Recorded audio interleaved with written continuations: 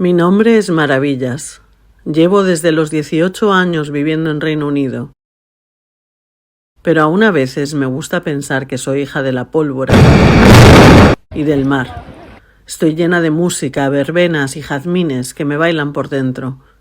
Pero soy hija de un monstruo y de una mujer enjaulada, como todas. Hubo un tiempo en el que mi madre era más grande que yo. Me abrazaba y me sostenía, me mecía y yo me sentía pequeña. Ahora soy yo la que me siento así de pequeña en brazos de mis hijos. Y ahora mi madre se me encoge como si quisiera desaparecer cuando la tengo entre mis brazos. Siento que la vida me pasa por dentro. Y lejos de convertirme en vasija, me recuerda que soy sujeto de lecciones trascendentales.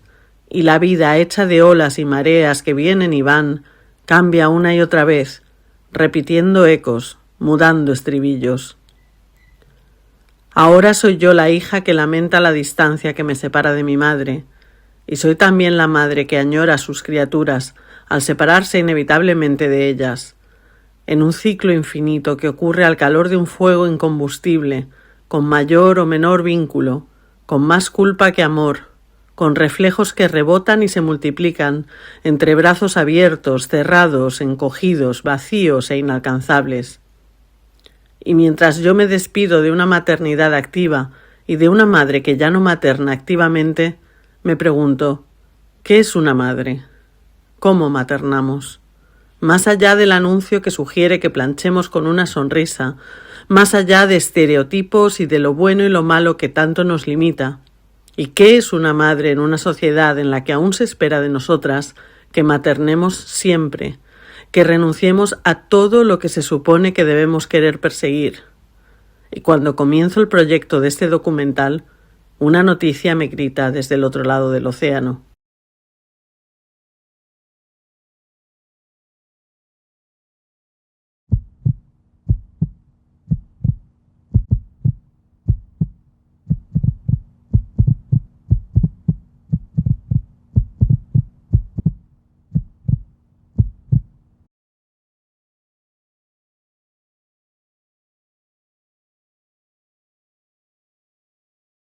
Cuando era pequeña, olisqueaba a mi madre, como queriendo absorberla.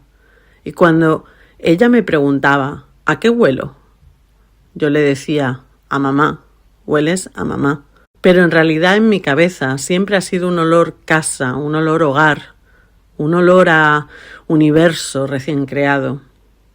Y es que una madre es el primer olor más allá del nuestro propio. Es el primer olor y también el descubrimiento del ritmo y de la música. El primer tambor es el corazón materno. A nivel puramente orgánico es el origen de todas las cosas y es la primera frontera más allá de la piel. Nos creamos en una delicada interacción parasitaria por nuestra parte, en madres cautivas de un sistema que las somete, y pese a la repetición tenaz de dicha interacción a través del tiempo, la maternidad se oculta tras anuncios e ideales, se conglomera en lo doméstico y funcional, como todo lo que sujeta al mundo. Eso que patriarcalmente hablando se considera insignificante como un tornillo esencial en un puente o como el botón que pueda detonar la mayor de las bombas. Las madres, en tanto que mujeres, somos personas, y en tanto que personas no somos un grupo homogéneo. Se nos glorifica para deshumanizarnos, se nos conceptualiza para controlar lo que decidimos. Nuestras decisiones las toman otros en foros políticos, y quienes no tienen ni el poder ni la capacidad de gestar, nos atan en corto. Porque somos las madres del mundo, y en esa relación inherentemente parasitaria en lo personal y político, se olvida a conveniencia que somos sujetos de todo predicado. Madre del mismísimo Dios, ese que otros inventaron a su imagen y semejanza, y de todo lo que late en esta tierra. Somos el tambor antes de la guerra, la comida antes de la hambruna, la sangre antes de la caza. Somos las que parimos el futuro del mundo, y nuestra capacidad de decidir sobre él es el rugido que hace temblar al patriarcado. ¡Feminismo!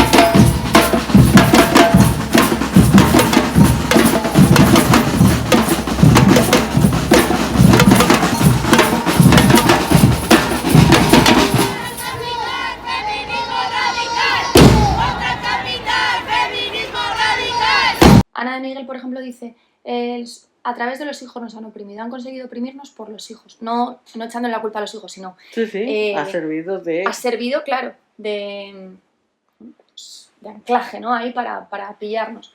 Y en cierta forma creo que es verdad, pero también pienso que, no sé, de alguna forma creo que la maternidad puede también servir para ayudar al feminismo. Igual que tú dices, es como el trauma, has dicho, ¿no? Del feminismo. Trauma político, sí. El trauma político quizás también sea la solución. Para la solución ser madre. Sí, no, para mí es el último bastión, sí, absolutamente. Yo es que lo tengo clarísimo y por eso estoy peleando para hablar de maternidad en el feminismo de una vez por todas, porque es que hasta que no conquistemos eso, no salimos de ahí. Es que yo lo tengo muy claro. Exacto.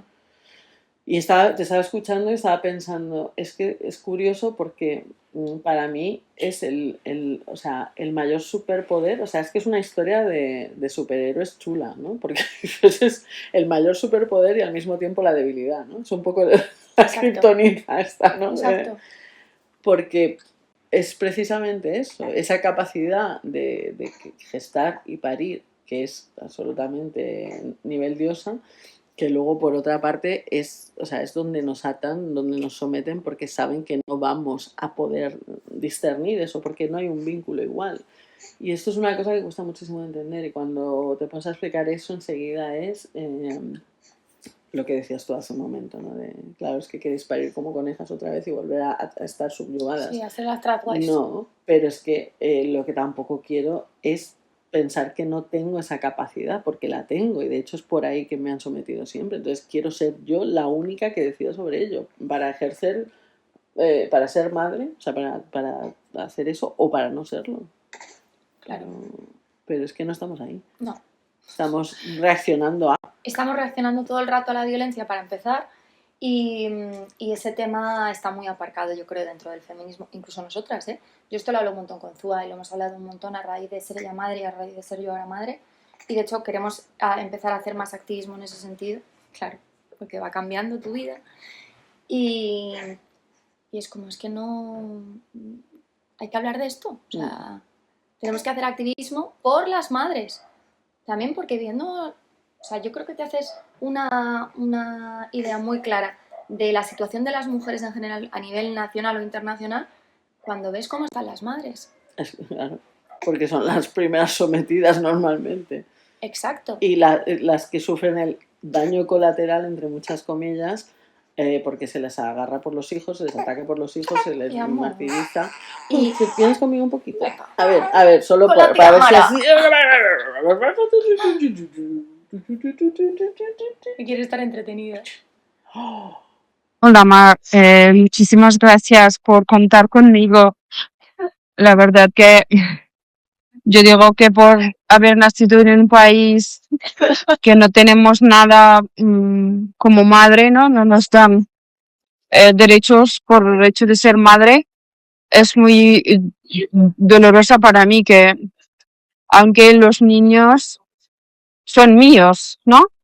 Yo he dado luz a ellos y aún así no tengo derechos ni de visitar a mis hijos, que llevo más de es que como llevo más de un año sin ver a mis hijos, y para mí esto es que me duele mucho, digo, pero ¿hasta cuándo tengo que aguantar esto?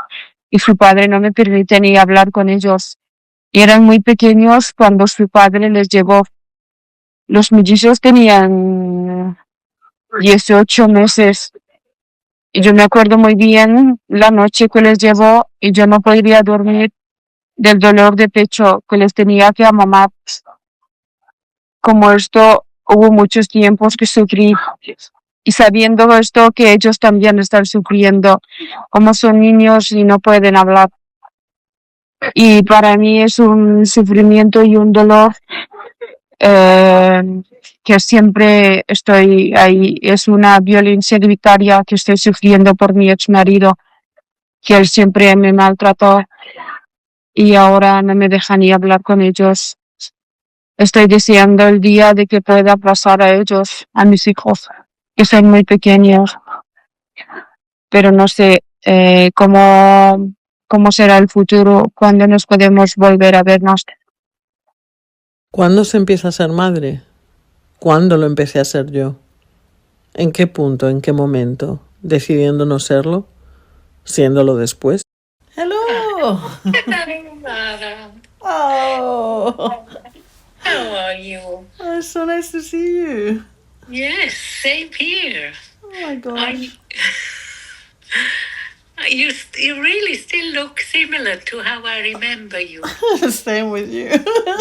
There's two things I remember. One, that I was giving up. I was in that point of like, this is too hard, and my now ex-husband at the time was saying, oh gosh, she looks tired, and then you came, so it was the shift changed and you came in, and I don't know, it must have been just before, I think it was half an hour, 40 minutes before I gave birth. And I heard you talking to Rory and saying, Rory say, I think she's too tired, and you said, nonsense. With your very sweet, calm manner. And you just, I can picture you going like that and saying, I think you say something along the lines like, women give birth after 3 solid days of work, so she can do this. And that was it. I just needed to hear you saying that to him, to I believe. believed in you, yes. Yeah, absolutely. So then the next thing is like, I was reviewing the notes 3 years later for something to do with my work or something, or out of curiosity, and I knew, I understood the acronym, and I was like, oh, Kier was posterior. And I say to you, you never told me Ruth that Kier was back to back. And you say, well, you birthed him, didn't you? Well, then you might have given up and thought this isn't possible for me to give I birth, know. It's just like, those two things taught me so much about us women, about our relationship with ourselves and our relationship with other women, and the trust in ourselves and our midwives. Exactly. That is so important, that you can trust, each other, really. Yeah. It's a two-way street, isn't it? Yeah. And have you changed the way you see, I don't know, birth in all... How many years have you been working as a midwife, Ruth? 40 years.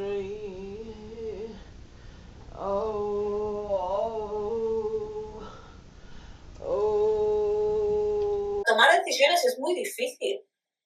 Y tomar decisiones de manera autónoma es muy difícil, es algo que se aprende. Pero a las mujeres no se nos educa a tomar decisiones de manera autónoma, se nos educa a obedecer decisiones externas. Y además venimos de una tradición cultural que a partir del siglo XVIII, a partir de la Ilustración, pero a partir de más ahí es cuando empezaron a decir los hombres, ¡hey! Que las mujeres están criando a los hijos. Vamos a tener que decirles cómo hacerlo, porque nos estamos dando cuenta que ahí hay un potencial de crear a los futuros ciudadanos. Entonces, a partir de ahí, cuando empezamos a desarrollar todas las teorías de la infancia, todas las teorías de la maternidad, y empezaron a llegar tíos con barba a decirnos cómo tenemos que maternar. Y desde entonces seguimos igual. Tíos con barbas diciéndonos cómo maternar. No un espacio donde mujeres compartimos y... Mira, yo hice esto y creo que lo podía haber hecho mejor de otra manera y aprendemos de experiencia y aprendemos unas de otras. No, es un tío con barba que nos dice cómo tiene que ser madre. Leo a Jacqueline Rose en su libro Madres. La peor y más insoportable exigencia que muchas culturas del mundo moderno imponen a las madres no es solo la imagen dulce que se proyecta sobre ellas con la expectativa de un futuro mejor, sino la enorme carga del dolor histórico, político y social que les pedimos que anulen. Esperamos que miren hacia el futuro. ¿Qué otra opción tienen? Bueno, yo tengo muchos abrazos y cuando estés sola no te vas a ver apurada. ¿Por qué? Porque luego no vas a poder cogerlo cuando tú quieras. No, pero ahora mismo me apetece. Te lo digo, pero si yo me parece muy bien. Lo digo por experiencia porque todos hemos hecho lo mismo. No puedo evitar preguntarme si mi madre ni siquiera tuvo la libertad de mimarme, de cogerme en brazos tanto como hubiera querido. Ahora me mima sin que importe el tiempo, el cómo ni el cuándo. Y agradezco el haber transgredido sus propias normas.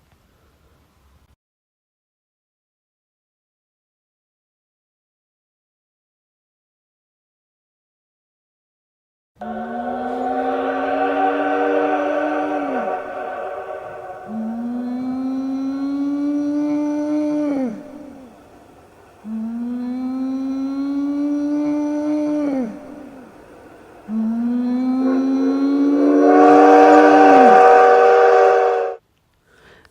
el vídeo de la elefante embarazada y recuerdo el vídeo que grabé de mi barriga estando embarazada de mi hijo Kiar. Y mirar a mi barriga como si fuera el mismísimo horizonte y a los movimientos de mi hijo como si fueran las mareas. Me sentí muy poderosa. Por eso no entiendo cómo las que llevamos la vida entera dentro no podemos decidir sobre ella. Cómo hemos llegado a estos límites de opresión en los que ni siquiera tenemos el control sobre nuestros cuerpos, sobre cómo parir, sobre si queremos hacerlo, dónde hacerlo, cómo criar a los hijos que nos crecen dentro. Nada de eso nos pertenece, yo creo que precisamente porque es un poder absolutamente apabullante. ¿Y a ti qué te gustaría que fuera diferente para mi hija, para tu nieta? Diferente de todo lo que yo he hecho, totalmente. ¿Qué quieres para ella? ¿Qué te gustaría? Pero que sea feliz, que haga lo que ella quiera, que sea dueña de sus actos, ya de pequeña. Que no le digan, es que las feas se miran al espejo, que no le digan, es que no, eso no te va bien, que no le digan cosas negativas, jamás, jamás, jamás. Ni de broma. ¿Y qué te gustaría que pudiera hacer? Lo que le diera la gana. Lo que le diera la gana. ¿Y crees que tiene que ser madre o que puede elegir o que...? Pues no, yo cuando era así joven no pensaba en la maternidad. Tenía muchos niños ya criados. O sea, que no tiene por qué hacerlo, ¿no? ¿Eh? Que no tenemos que pensar que las niñas tienen que ser madres, ¿no? No, ya, claro, hombre, pero eso era como no lo podías ni pensar. ¿Pero a ti te gustaría que tu nieta fuera madre? Cuando tenga edad, cuando ella quiera. Si quiere, ¿no? Que si quiere. Y si no quiere, no pasa nada. Claro. Si no quiere, no pasa nada. Pero a esta imposición es lo peor del mundo. Y sigue. Aun siendo maravilloso. Sí, porque yo pienso que lo disfrazas tú mentalmente. O sea, que no es tan maravilloso. No, a ver, no sé si me explico, es que Mara, hay que ponerse en el momento. Tú no tenías voz ni voto en muchos sitios, en muchas ocasiones y muchos no te preguntaban si era bueno o era malo, si te gustaba o no te gustaba. Y yo además debía de ser muy dócil, pero como era dócil era tonta, porque eso lo he oído toda la vida. Toda la vida, he sido tonta siempre. Bueno, todas. Todas las mujeres, digo. Ah. Los listos son ellos, pero los listos buscan siempre una mujer lista, ¿no? Tienen una mujer, solo no saben valerse, muchos de ellos.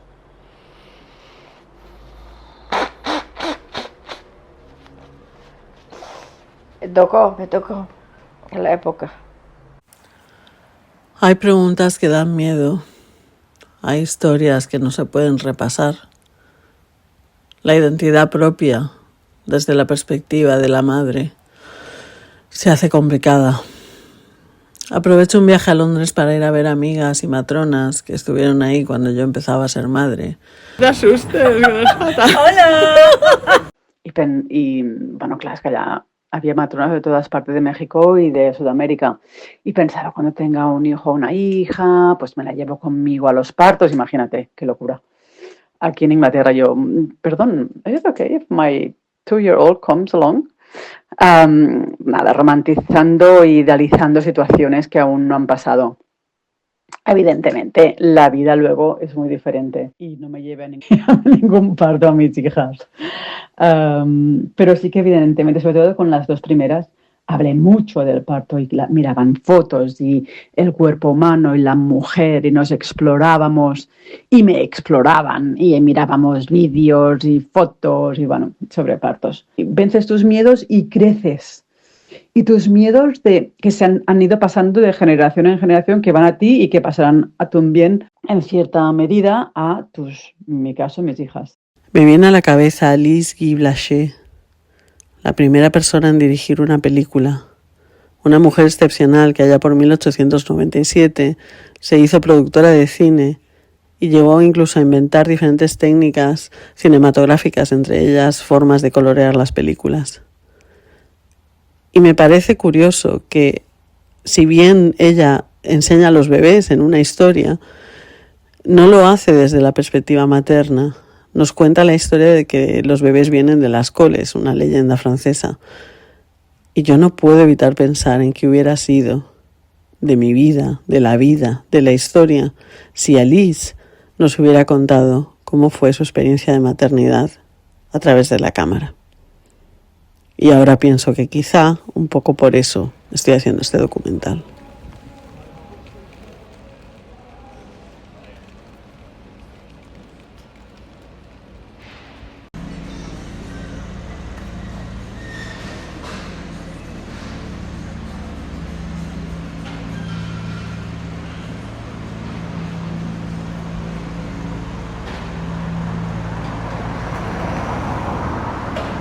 Me molesta tener que definir a las mujeres como no madres, porque me da la sensación de que entonces estamos diciendo que es que hay que ser madre. Es que yo creo que pasa eso, mucho. Es que creo que todo empezó por esta misma... Puede ser. Algo así, ¿no?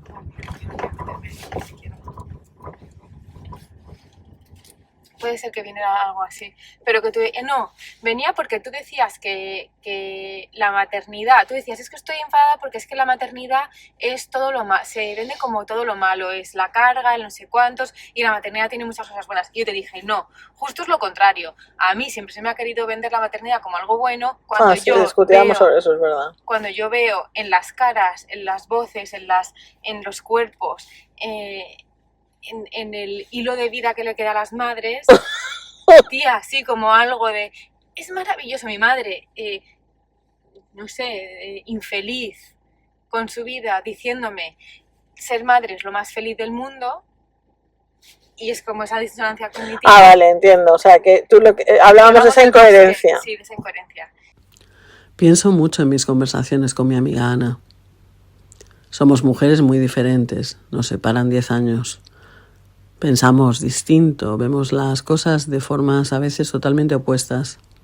Y creo que no hay nada más enriquecedor que le pueda pedir a una amistad. Pero Ana a veces me confronta y me lleva a replantearme mi visión de la maternidad. Y a veces pienso que es muy difícil entender cómo sería esa capacidad reproductiva si no fuese por la jaula en la que la pienso. A veces eso se hace imposible. Pienso en la vida como un viaje. Insisto en no ser turista en este viaje.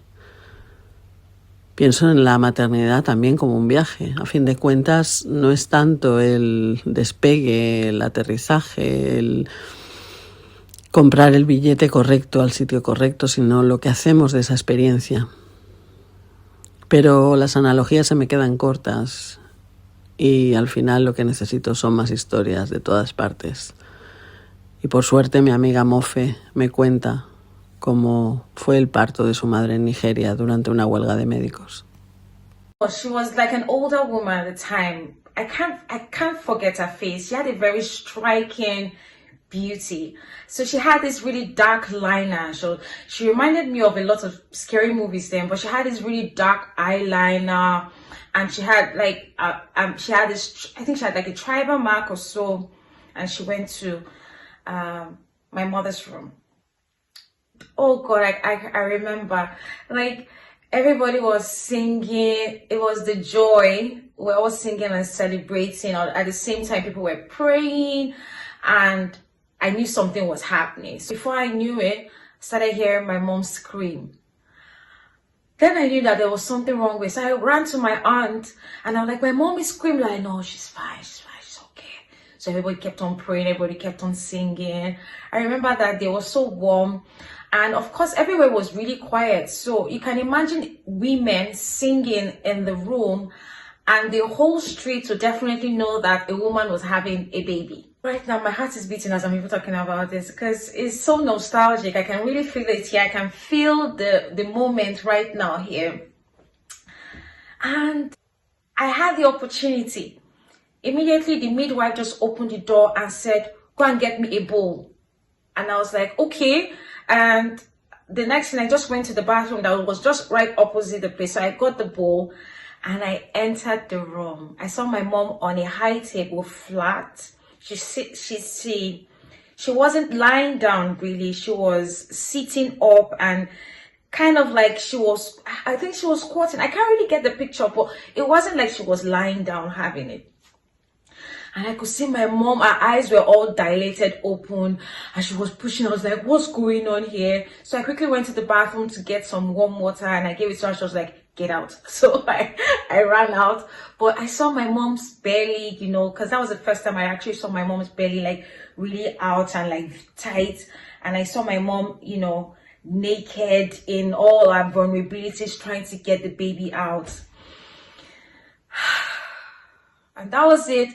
And I had the last loud scream and we had the baby.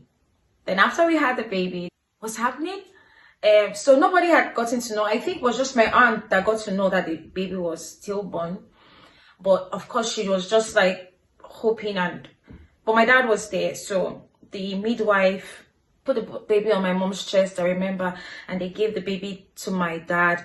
And I saw my dad just, you know, put the baby upside down, my dear brother, and was hitting the back and the legs, the back, the legs, and the midwife, I think she was tilting. I don't know. But after everything, the baby came back to life. We heard the scream of the baby and everybody was so happy. Oh, I'm so emotional right now. I feel like crying because I was there. I saw my brother, you know, it was blue when this was happening and I saw him just turn, you know, have a bit of life in his body, and we had the cry of the baby and everybody was screaming.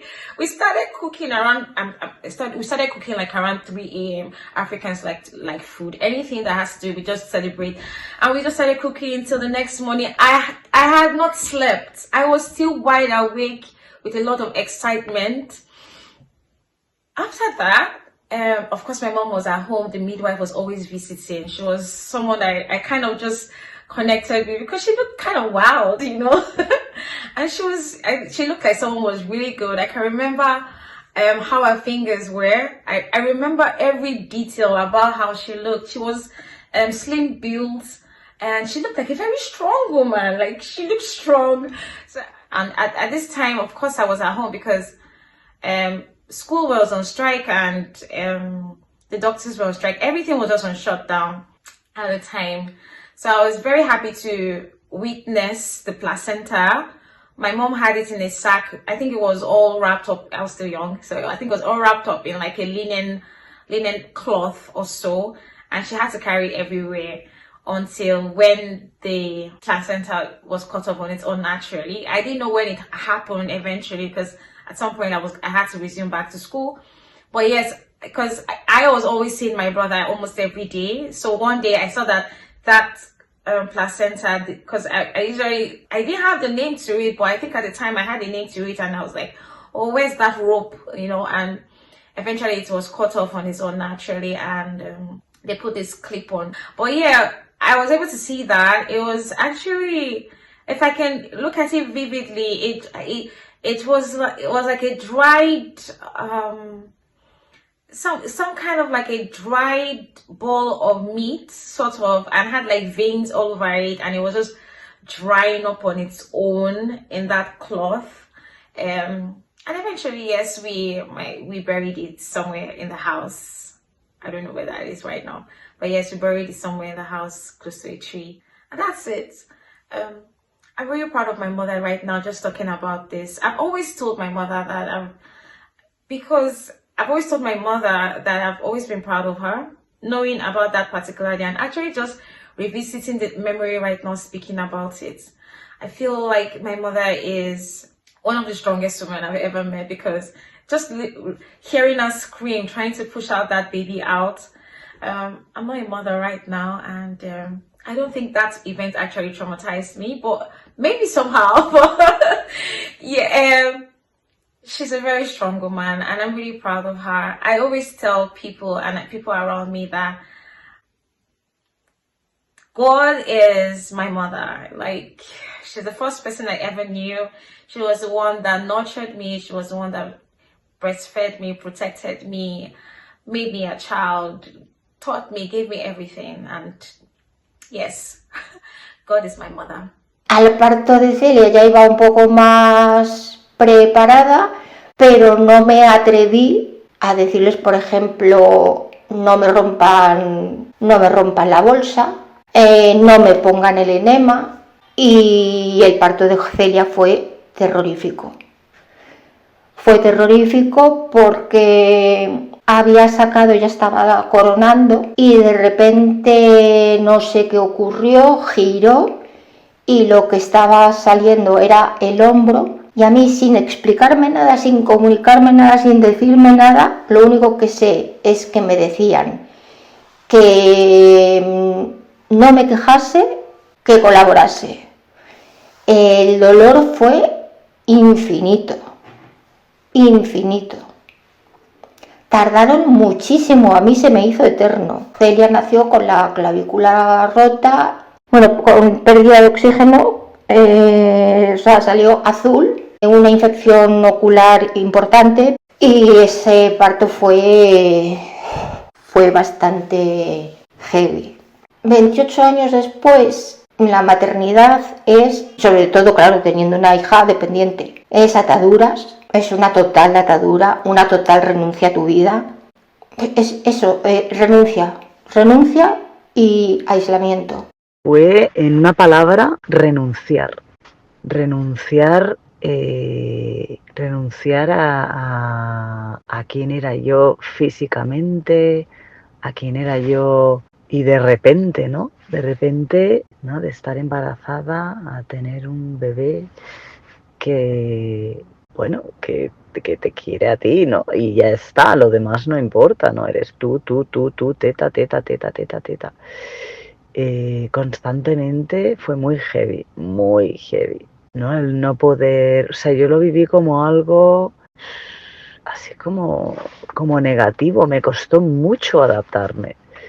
Y es que aún estoy adaptándome en muchos momentos, ya han pasado 10 años, es decir, y aún me estoy adaptando en ciertos aspectos, aún siento esa renuncia y aún siento como un no poder con todo, ¿no? Un no querer renunciar, ¿no? Más de una vez sí que les dejaron solos. Y que una vecina que oyó que lloraba el niño demasiado subió enseguida y vio que había entrado un cerdo en las casas, así, nada, y que no es que se lo comió, pero que claro, dice que mató al cerdo, que no, o sea, el instinto fue después, que dice que estaba pensando que ahora me va a decir, cuando lo contaban después de mayores, que porque le maté al cerdo, porque claro, el cerdo era la despensa de la casa. Y la madre pues tenía que irse. Pues yo digo, ¿por qué no iba el padre a la aldea? Sería más lógico. ¿Y tú crees que esas mujeres elegían ser madres, tener todos esos hijos? No. La que era cercana a nosotros, que vive, Carmiña, la hija, vive todavía, y la abuela le decía, ay, Eladia, tienes que hacer algo, porque no, tantos hijos, y la abuela había tenido 9 también, no era quien para decirle nada, ¿no? Pero dice, bueno, es que ya sabes, es que los hombres, es que no sé qué, es que no sé cuántos, y no era maltratada, porque todavía podía ser Bueno, eso es debatible. Por desgracia. Era maltratada de otras formas. Sí, en el fondo era maltratada, claro que sí, claro que sí. Y estaban contentas y iban siempre pues una sonrisa, nunca las veías. Pero si estas mujeres hubieran querido abortar, ¿habrían podido abortar? Escucho a mi madre y me viene a la cabeza la primera entrevista que hice para este documental. Fue algo improvisado en una cafetería de Glasgow, a una mujer italiana que no conocía, pero que llevaba una riñonera que decía «Mi cuerpo, mi elección». Hablamos un poco sobre el documental y sobre las elecciones de la madre, el aborto, y pienso en cómo lo que cuenta mi madre queda tan lejos de la elección de cualquier mujer. Y al mismo tiempo pienso que nosotras, al menos mi generación, somos las hijas de esas mujeres que ni siquiera pudieron plantearse esas elecciones. Algo que surge antes de la sororidad que de la profesión, ¿no? Digamos que las mujeres al principio de los principios están ahí en tanto que compañeras de vida en un mismo patriarcado, digamos, que hay que tener cuidado con los hombres, hay que venderles la moto de que eres virgen, no puedes tener este bebé. Quiero decir, hay una situación en la que hay un acompañamiento y una fidelidad y las mujeres se acaban profesionalizando en ello de una manera o de otra, ¿no? Quiero decir, van aprendiendo y hay la mujer entendida que sabe cómo hacer estas cosas y ya hablamos de la profesionalización posterior en otro momento, pero me refiero en el contexto antes de que eso sea metido en los cánones, ¿no? No sé cómo explicarlo. Sí, ya lo decía Sócrates, que su madre pues podía hacer que se deshiciera de un bebé aquella que no quisiera tener. O sea que, fíjate, estoy hablando de tiempos inmemoriales, ¿no? Entonces, esa escisión, es decir, esa separación de esa sororidad o de esa remendar virgos, hacer abortos, etcétera, ¿cuándo crees? ¿Tú cuándo la sitúas más o menos? ¿Cuándo crees que pasa? Yo es que no creo que ni siquiera hubiera esa separación, porque ¿te refieres a cobrar o a qué? Me refiero a cuando se empiezan a poner, o sea, tú hablas de que era ilegal, ¿no? Pero entonces, ¿cuándo se llega a esa separación total? Porque me has contado, yo recuerdo una conversación en la que me explicaste, ¿no? Que llega un momento en el que se le hace jurar a las matronas, en España al menos, que no practicaran abortos. Entonces, ¿es así de clara? ¿Es en ese momento? ¿Es antes? No, pero juran, pero siguen haciendo abortos. Yo te estoy hablando que, claro, en el siglo XX, o sea, a pesar de que tenían también la promesa, en el siglo XX tenían, no jurar, pero tenían que hacer promesa. Y seguían haciendo abortos. O sea, que decir que hasta, pues eso, mientras ha estado prohibido, yo creo que ha habido mujeres que han estado haciendo abortos clandestinamente. No solo matronas, que también había mujeres que no eran matronas y también los hacían. O sea, gente... Y hacía barbaridades también. O sea, claro. Ha habido muchas muertes, ¿no? Con eso. Pero, en fin, claramente, pues es que la mujer que no quiere tener un hijo va a abortar, sea como sea. Si es por... Yo siempre digo eso, ¿no? O sea, para gente esa que están en contra del aborto. Es que si no abortan por vía legal, lo van a hacer por vía ilegal y va a ser más peligroso y va a ser peor, ¿no? Entonces... ¿Y dónde crees que estamos ahora con las matronas, ya no solo con el aborto, pero la profesión de las matronas ahora mismo? En tu experiencia. ¿Dónde estamos? ¿Cómo estamos? Pues mal. Concluyo mi viaje a Madrid yendo a la manifestación feminista junto con mis compañeras, lesbianas feministas radicales. Lo hago como la mujer de 52 años que soy. Lo hago como lesbiana. Lo hago como la mujer que abortó. Lo hago como la madre de una niña y 2 niños.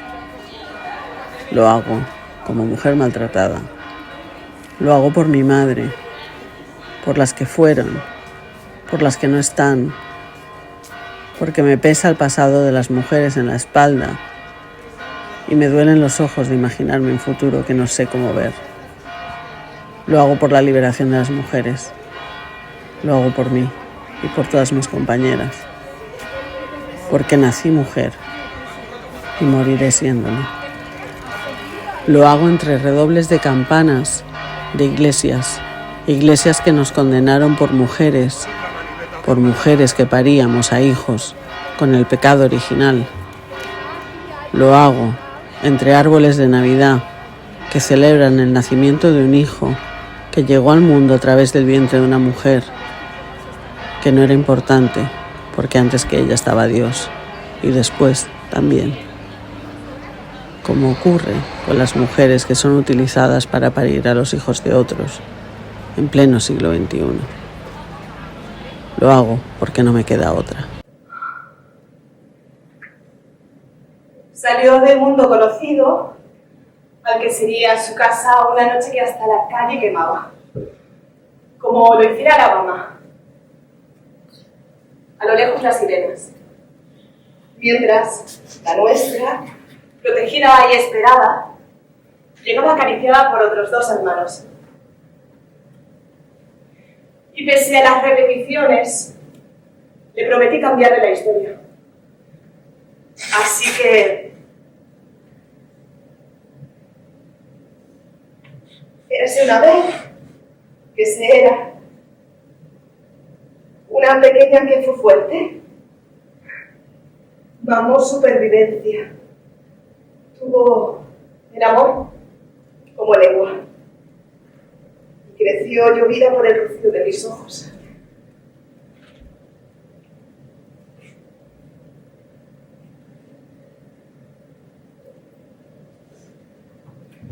Peino mis soles con inconformismo y optimismo, con consideración y entusiasmo. Cursilerías del mundo que encontré en su descampado. Y entre piedras, amaneceres. Así que, mi única hija, ni maldita, ni Eva, ni agujereada, ni media de nada. Bendita sí seas tú, y todas las demás. Siempre. Al encontrarla a ella me encontré yo. Dentro de ese todo infinito que estaba dentro de uno aún mayor. Como las muñecas rusas.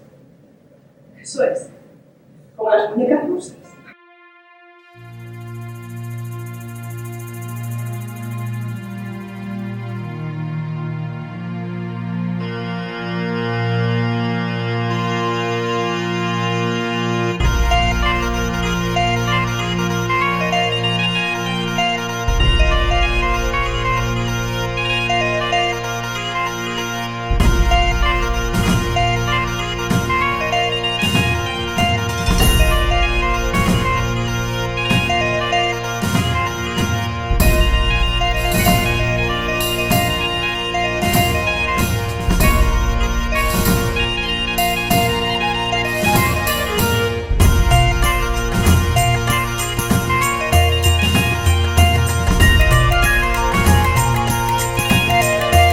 ¿Qué has hecho si no hubieras tenido hijos? Pues no lo sé. Artista del circo. O sea que te has perdido algo.